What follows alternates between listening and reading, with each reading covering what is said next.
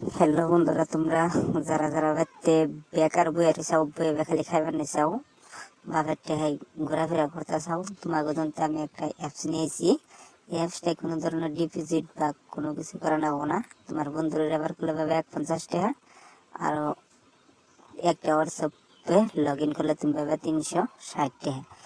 যে অ্যাপসটা আমার ইনস্টাগ্রামের বায়ো আরও কমেন্ট বক্সে আছে, কেমনে করে রেজিস্টার করার আগে আমি আরও দেখিয়ে দিই।